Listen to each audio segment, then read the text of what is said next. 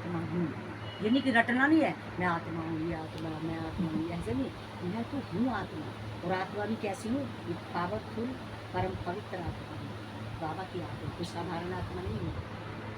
ये आपने पूरा इसका स्वरूप बनना, फिर ड्रामा पर निश्चय और निश्चय होगा जब वही स्वरूप बनेगा। ड्रामा का राज तो सबको पता है कि ड्रामा में हर सीन कल्याणकारी होता है। वो ब्राह्मणों का कभी भी अकल्याण नहीं हो सकता, क्योंकि हमने कल्याणकारी बाप का हाथ पकड़ा है। ये भी निश्चय होना चाहिए कि हमने ऐसे का हाथ पकड़ा है जो सदा कल्याणकारी है, इसलिए हमारा कभी भी अकल्याण नहीं हो सकता। देखो बाबा के बच्चे ना तरह तरह के हैं। एक बच्चे ने बाबा से प्रश्न किया कि बाबा आप तो कह रहे हो सतयुग में आत्मा बिल्कुल प्योर थी और फिर नीचे आती है, डाउनफॉल आता है और फिर ऊपर चढ़ती है, आप नीचे ही ना गिरो, आत्मा को नीचे ही नहीं गिरना चाहिए। कहते हैं बच्चे ये ड्रामा ही ऐसा है। और वहाँ पर आप जैसे ना कोई आदमी ऐसे ही बैठा हुआ, वो भी खड़ा हो गया। कहते जी गिरने के ऊपर मुझे एक याद आ गई, मैं आपको बताता हूँ। कहते क्या हुआ? कहते जी मैं एक बार अपनी छत से गिरा, तो हमारे पड़ोसी सारे इकट्ठे हो गए और पड़ोसी मुझे समझाने लगे कि देखो कोई बात नहीं, आप छत से गिर गए, अगर छत आपके ऊपर गिर जाती तो शुक्र है भगवान का आप छत से गिरे हो, अगर छत आपके ऊपर गिर जाती तो। कहते कुछ लोग तो मुझे ऐसे समझा रहे थे और कुछ पड़ोसी और खड़े थे दूसरी तरफ, वो मुझे कुछ और बता रहे थे। कहते वो क्या बता रहे थे?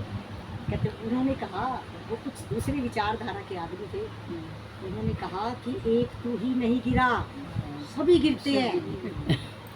एक तू ही नहीं गिरा, सब गिरते हैं, ये भी गिरता है, वो भी गिरता है, और मान गिरता है, सम्मान गिरता है, और बच्चों की नादानी से खानदान गिरता है। विचार करो, ये सही बात है। कहते मान गिरता है, सम्मान गिरता है, और बच्चों की नादानी से खानदान गिरता है, और अभिमान का गिरना तो तय है, फिर पीछे गिरने में काने का भय है।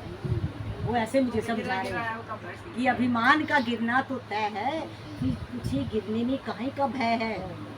फिर वो मुझे समझा रहे हैं कि सुबह ओस गिरती है, दोपहर को धूप गिरती है, और शाम को छाँव गिरती है।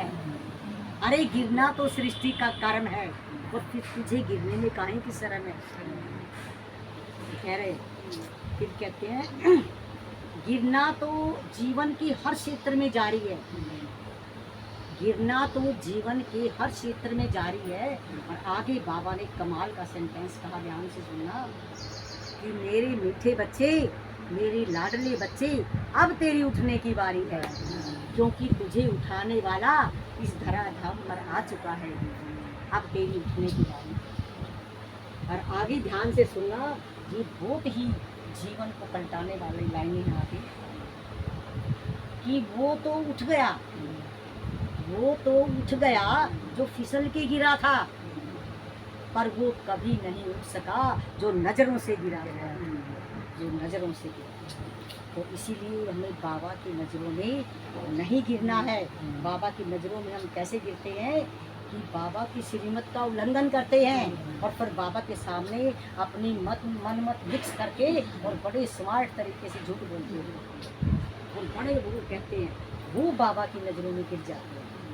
बाबा कहते हैं फिर कोई बातें गलती आपसे हो जाती है तो आप गलतियाँ मेरे सामने रखो, और आगे से ध्यान क्या रखो कि वो गलती ना करो, ये आप ध्यान रखो। तो इसलिए ये पूरी कोशिश करनी है कि कभी भी बाबा की क्या किसी इंसान की नज़रों में भी नहीं गिरना चाहिए।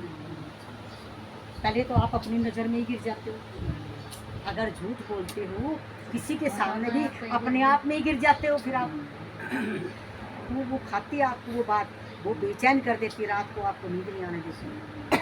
अरे उल्लंघन कर दिया मैंने, फिर सच भी नहीं बोला, आपको सोने नहीं देगी वो, आपको आपकी बेचैनी बढ़ जाएगी, दुनिया हाँ दुनिया भर के रोग हो जाएंगे। आप बाबा ने कहा ना कि सच्चाई सफाई का जो दिया था, बाबा ने समझाया था वरदान में भी।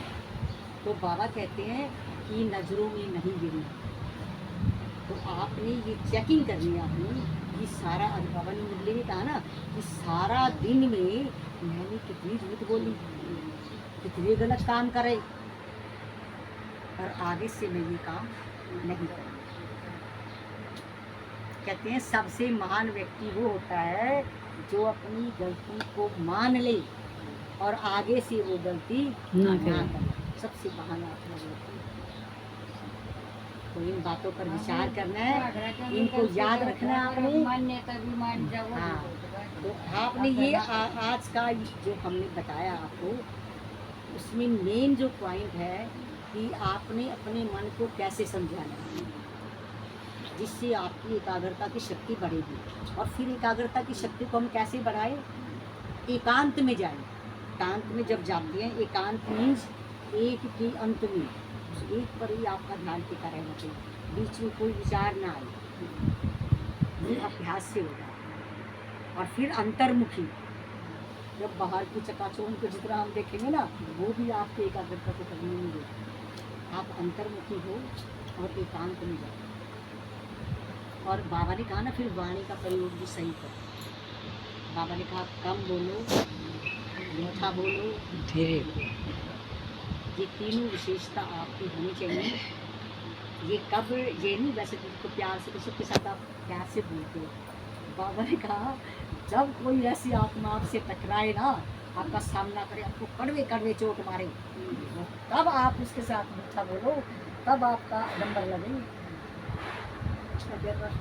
हाँ, ये नहीं कि कोई अच्छा बोल रहा है उसके साथ अच्छा बोल रहे हो, और किसी ने कड़वा बोल दिया हम भी ऐसे प्यार हो गए। ये वाणी के अंदर विशेषता होनी चाहिए। देखो वो जब सहन करेंगे तभी आएगा।